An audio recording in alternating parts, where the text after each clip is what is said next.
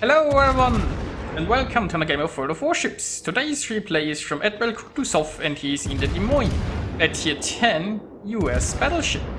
He's on the map Mountain Rage in a 3-point domination game. So it's obviously a tier 10 battle. There are 3 pure tier 8s in here. There's a carrier, and the friendlies have already lost their Benson, which is a bit of a shame.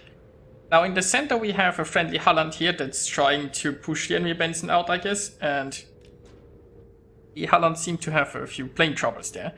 The sea cap has fallen towards the enemy, and that's where the friendlies lost the destroyer, and the friendlies have taken control of A.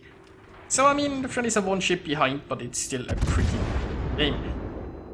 Now here on the A side, although it looks a little bit desperate, because mostly it's just, you know, our Des Moines and the Soyuz here against the Chopard and also the Fletcher, Bismarck and the Hindenburg. Now we do have some reinforcements coming in terms of that one Chopard. The friendly Kitakaze has left to reinforce the center and probably help the Holland against the Benson. And well, I mean, Admiral Kutuzov, he has some cover here, but he is getting detected while this island is... well, I mean, it will provide torpedo protection, I suppose, but it's just not high enough to stop him from getting spotted. On the bright side, though, I mean, he can shoot away without any issues. Now, so far, not too many enemies are looking at him, I guess. Now, it looked like he doesn't have the skill that shows how many enemies are aiming at him, so it's hard to tell how many actually take an interest in him. So far, he hasn't taken too much damage. Now, he's using his radar here. Unfortunately, the Fletcher is going behind this island, so, you know, no shots at the Fletcher. Not sure if anybody else will be... Oh! Looks like the Fletcher decided that cover is overrated, so the Fletcher made it behind an island during the radar and then decided, you know what? I don't need this. So, anyway, in a more serious... The Chopard and the Alsace, they don't have the highest caliber. So that's very good news for the Des Moines, because angling will actually do something here. But still, being that close to 2 battleships isn't ideal. Now we have the friendly Soyuz still here, bravely holding position, and we have the Chopard actually coming in here to help instead of running away, which, well, those are good news, I guess. Now let's hope that the enemy Fletcher isn't getting good torpedo hits against those battleships. I mean, the Fletcher isn't getting torpedo hits against our Des Moines here because of the island, but I'm not sure about the Soyuz and the Chopard. Now it looks like the enemy Alsace and the enemy Chopard are now going to push. And Admiral Kutuzov is desperately trying to get some use out of this island, but it's probably not going to work. Now, there is a chance that he's soon going to see some broadsides. Like, for example, the Chopard might be an idea to go for armor piercing here. Monkey is staying with fire explosive. For me, the Chopard is going to go behind this island and he has to switch to the Alsace again. And the Alsace is unfortunately angled, although it's not actually angled against the battleships, so the friendly battleships might blow up this Alsace. Come on, guys.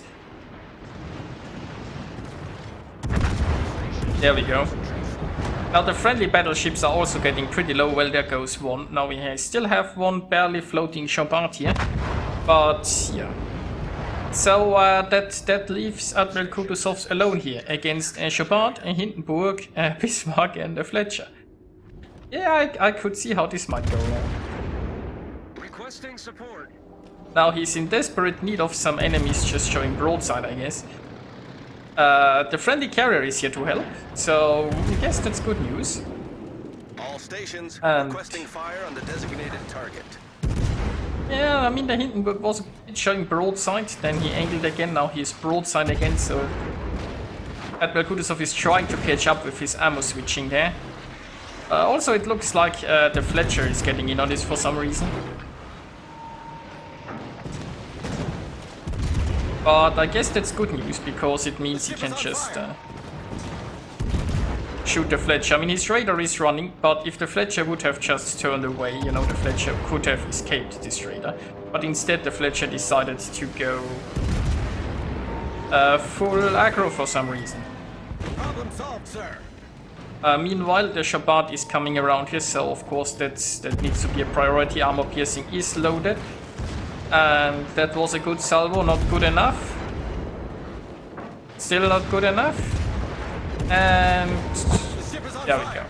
Okay, that Shabbat is dealt with. Unfortunately, by angling against the Shabbat, he took some big hits there from the other enemies. And it's a shame that he couldn't finish off the Fletcher there.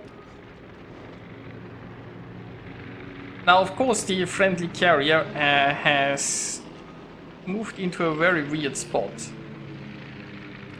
I mean, it's been a while here since, I guess, the A cap looked pretty desperate, so the carrier could have moved towards the A line or something. But for some reason, the carrier is, well, pretty exposed right now, because, you know, I think the Hindenburg and Bismarck are coming for the carrier. Now, on the bright side, I guess they basically are pulling the enemies away from Admiral Kutuzov. Now, Admiral Kutuzov is at 1,135 hit points. But he got the Fletcher and he got a heal running right now. So if, like, those enemies would have pushed him, Admiral Kutuzov would... Yeah, but there was no chance, right? He doesn't have torpedoes in the Des Moines or anything to turn the odds in close quarters combat, and with the amount of hit points he has, he was just basically going to sink. But, you know, I mean, the friendly carrier is, to be honest, is probably going to die. But at least, you know, he's still holding the aggro here, which means that Kutuzov can do some work without actually getting destroyed in the process. So I guess that's some good news. Although, like, keeping the carrier in the game would have also been lovely, but, you know, the Hindenburg is almost there. The Hindenburg does have torpedoes, assuming his guns won't be enough. Yeah, they're trying to defend himself. There is a Shabbat, but the Shabbat can't get involved just yet because there is an island. And yeah. Yeah, the Hindenburg should have torpedo arcs about now. And there are the torpedoes. Well, goodbye, carrier. Now, unfortunately, the enemy team is pretty much in the lead ship-wise, points-wise, cap-wise. And there isn't much Admiral Kutuzov can do just now. Now, the carrier is still trying to get revenge, and that's a pretty big drop there. There is also still the Shabbat. Let's hope that the Hindenburg can't top the Shabbat too. That would be a shame. The enemy team has taken the lead. Well, it looks like Admiral Kutuzov's fire actually finished off the Hindenburg. Now, this flank is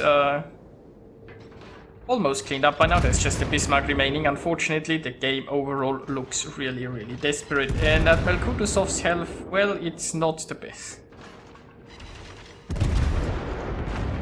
Now, fortunately, he is up here only against the Bismarck. And, you know, Bismarck doesn't have the highest caliber guns. Also not the best accuracy. So he should be able to finish off this Bismarck without taking too much damage, hopefully. Hopefully.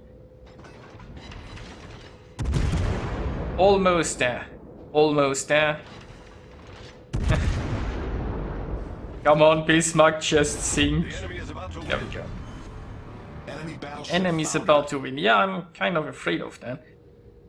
So, the last camp in friendly hands is about to fall, and it's, I mean, you know, ship-wise it's now only one ship difference, but points-wise this is really problematic. The friendly Kitakase, the last remaining destroyer, is counted by the carrier, and well, there is absolutely nothing a destroyer can do about that, unless he has a smoke screen. And well, then there is Missouri pushing in, and Missouri has radar, which is a pretty good counter for a smoke screen. So, yeah, I mean, Admiral Kutuzov could have easily been destroyed there. I mean, he was reduced to so little health at one point. But, you know, he is still floating. Unfortunately, The about 14k is all he has to... Oh, look at that. There's a carry. The enemy team is Okay, taking he's the lead. immediately going to switch to armor piercing. Let's just see. If he can take care of the carry here, that will be amazing. Unfortunately, the Kitakase is already lost. So no more friendly destroyer. But... well, finishing off the carry here will be rather important. Because the carry is just so powerful at finishing off all of those low health ships and keeping them spotted. So Admiral Kutuzov, he is citadeling the carrier while he is expertly dodging here. Now one of the torpedoes just didn't have time to arm, so he basically used that and created himself a nice snug gap there. And go on midway, just sink. There we go. Now there is still a dive bomber squadron coming in, and the dive bomber squadron is realistically enough to sink at Des Moines here, but we will see what RNG has to say. And oh boy. The ship is on fire. I mean, he's still floating, so I guess we have that. Problem solved, sir. But Mogami Salvo... okay. So the Mogami has been dealt with. There might still be torpedoes in the water, mind you, but... Oh, Admiral Kutuzov was very lucky to get away here alive once again. But you know, he's already up to 6 kills, 187,000 points of damage. But it's not looking too good. Now, he wants to go and grab B probably, but with 2,000 health, like he really can't... Yeah, oh, here are the torpedoes. The enemy is about to win. Now, of course, Hydro is running, so they have been spotted in advance, and you know, easily dodged. Okay, so how healthy actually? Yeah, our ships aren't that healthy either. Not sure how much health the enemy has though. And so he is detected by the Shimakaze, and the Shimakaze is smoking up. Now that's perfect, right? That Shimakaze just saved that Kutuzov, basically. Because, I mean, the Shima could have just kept him detected, and then the Goliath and the Missouri might have finished him off. Also, if the Shima wouldn't have smoked, then even if you traded the Shima, you know, he would be detected now by shooting. But that smoke screen basically means that Admiral Kutuzov can just radar the Shima, and the Shima can't spot him back. So, that's nice, isn't it? And that means one less Shima. Destroyer blown up. Now, oh damn it, the Shabbat is so low. Maybe the Shabbat can finish something up, maybe he can get a salvo out of against the Goliath or something. Yeah, Goliath is a bit angled there. Okay. Well, so much for hoping there. Now, of course, there is this slight health problem here, isn't there?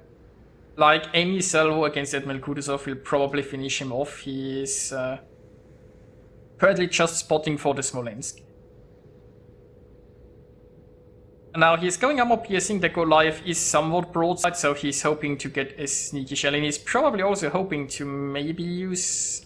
but, I mean, the smoke is not blocking vision from the Goliath, but it might be blocking vision from the Missouri, which means if he manages to finish off the Goliath here, maybe he can instantly disappear afterwards. But he needs that Goliath to sink before it can retaliate. So, 2 pens there. Well, the Goliath managed to retaliate, so he's trying to angle here. He is safe from the Missouri, but not from the Goliath, and I guess this wasn't that surprising. We've destroyed But enemy cruiser. he managed to take the Goliath down. Okay, so now we are left basically with one Smolensk against one Missouri. But the problem is the enemy is at 950 points and they have the capstans, and it's 2 minutes 20 seconds or so remaining. So basically the Missouri is doing the smart thing. It's just, you know, running away, and therefore the friendly's lost. Which brings us to the results. Admiral Kutuzov earned himself 2,100 base experience in a defeat. And that's a lot of experience.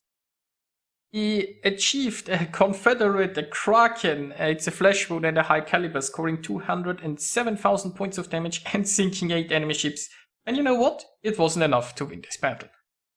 So yeah, I hope you guys enjoyed watching this, and I'll see you next time.